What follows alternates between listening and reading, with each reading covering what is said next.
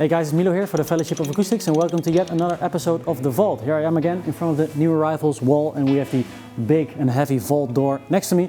Today we're going to showcase one of the guitars that is inside this vault. It is a vintage guitar, it is a Fender guitar, it's really rare and really bare bones, a single pickup guitar. It is a Fender Custom Esquire. Follow me. Here she is in the light cage, a 1962 Fender Custom Esquire. Let's take it outside.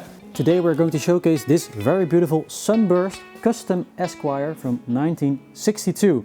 Of course, we know the Esquire, the single pickup, the single bridge pickup Fender guitar. It was the first electric guitar that Fender ever produced. And of course the Esquire design later spawned the Broadcaster, the Nocaster, the Telecaster as well. A lot of people like the Esquire design because it is so simple. Also the fact why people like maybe a Les Paul Junior, only a single pickup, limits your options, maybe makes you a little bit more musical as a player. In 1959, Fender added the custom option. We also see Telecaster Customs and we also see Esquire Customs. And this is like a more luxurious version of the original Esquire. We see a double bound body, 1, 2, and also a 3-ply mint pickguard on here. Another thing that changed in 1959 was the addition of a Brazilian rosewood fingerboard instead of the maple that you had in the years before. And it started out with a slab rosewood fingerboard as we know it today. The Custom Esquire was actually not a really popular guitar. Maybe it was too pricey for a lot of players that also could choose for a normal Esquire. But lower production numbers also means that it is more rare today, and that is why this is such a valuable guitar to have.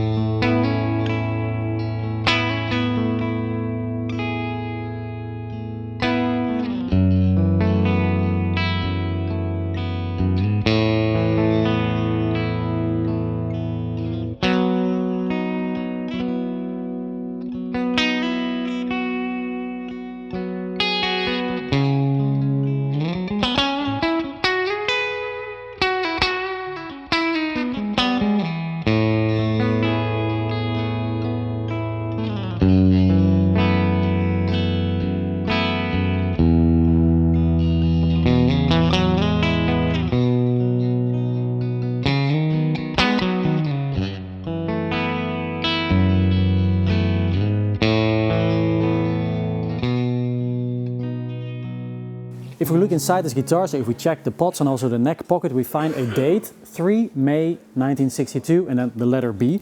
So we know it was produced in May 1962, and in mid-1962, Fender switched over to a veneer rosewood fingerboard. So this might be one of the last slab rosewood, Brazilian rosewood fingerboards that we see made by Fender.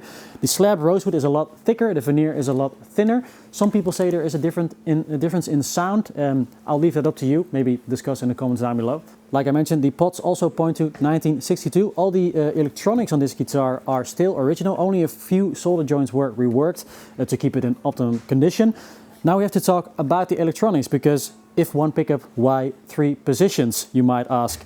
This is also how the Esquire started out. So if you start on the neck pickup, the phantom neck pickup, you get a bass sound. So it is a really mellow and dark sound, and this was added to the guitar because a lot of people, especially in 1950, 1951, a lot of guitarists were also tasked with performing the bass parts in a song. So you could switch to the neck pickup and have a bass sound. Of course, later on we also see more precision and later jazz basses as well. So that wasn't necessary anymore, but they still featured this in 1962. If we switch to the middle, you get the regular bridge pickup like we know it today. So a volume and a tone knob on the bridge pickup. But the sound that the Esquire is most known for is the bridge sound, which is the bridge pickup without a tone circuit involved. So this makes the guitar sound really open, really bright as well. But it isn't like a shrill and really bitey bridge pickup that you may find in other guitars. These Esquire bridge pickups can sound really, really full and also pair very beautifully with a lot of overdrive. Overall, I think the Esquire is a beautiful blend between a bare bones electric guitar, like the electric guitar started out, and then combined with some stylistic cosmetic choices that make it a little bit more luxurious, like the double binding, the sunburst finish, the 3-ply pickguard. I really love this guitar. Please let me know in the comments down below what you think of this guitar and the sound of it. I hope you enjoyed the demos as well. We're going to end with another demo, and I hope to see you in another episode of The Vault. See ya!